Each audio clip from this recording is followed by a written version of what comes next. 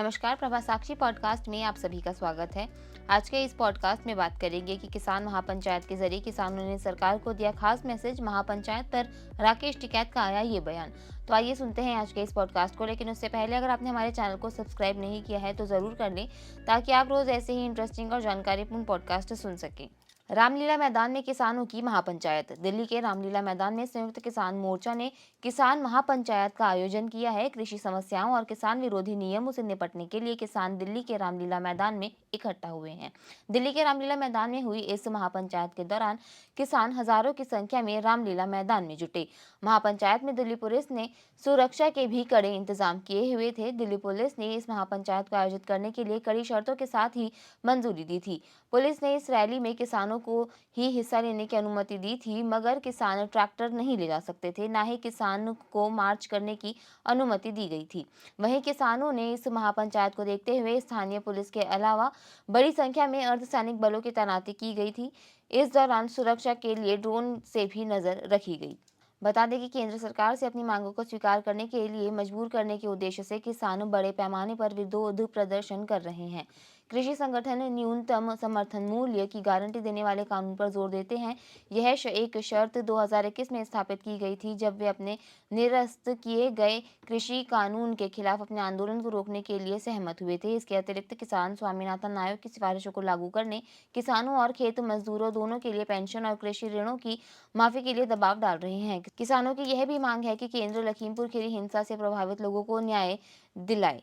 वहीं किसानों की महापंचायत को देखते हुए गुरुवार को राष्ट्रीय राजधानी के रामलीला मैदान में भारी भीड़ के बीच भारतीय किसान यूनियन के नेता राकेश टिकैत ने यह कहा है कि यहां एक बैठक हुई और सरकार को संदेश मिला कि देश के किसान एकजुट हैं।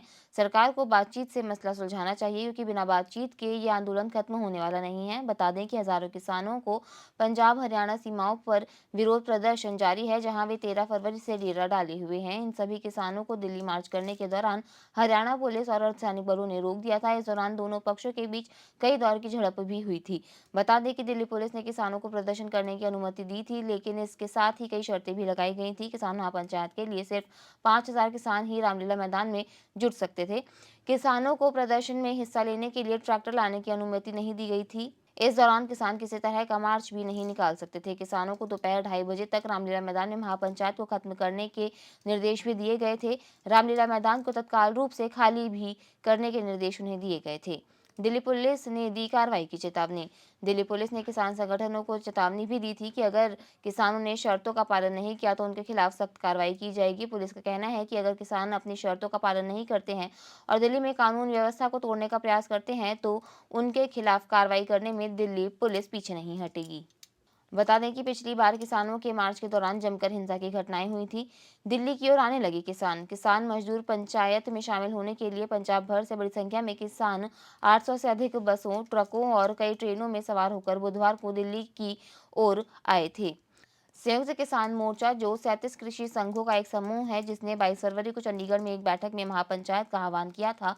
दिल्ली पुलिस और नगर निगम ने इस महापंचायत के लिए 11 मार्च को एनओसी जारी किया था। बीकेयू के धनेर गुट के प्रमुख मंजीत धनेर ने कहा है कि पंजाब से 30,000 से अधिक किसानों को राष्ट्रीय राजधानी पहुंचने की उम्मीद है। बता दें कि किसान फसलों के लिए न्यूनतम समर्थन मूल्य पर कानून बनाने और सभी किसानों के लिए पूर्ण ऋण माफी सहित अन्य मांग कर रहे हैं। गौरतलब है कि महापंचायत ऐसे समय में आयोजित हो रही है जब किसान मजदूर मोर्चा और एसकेएम के बैनर तले अन्य किसान संघ एसकेएम से अलग हुए समूह पंजाब के शंभू और खनौरी में धरना दे रहे हैं। आज के लिए इतना ही। अगले पॉडकास्ट में किसी और मुद्दे पर देंगे आपको विस्तृत जानकारी। तब तक के लिए जुड़े रहें प्रभा साक्षी के साथ।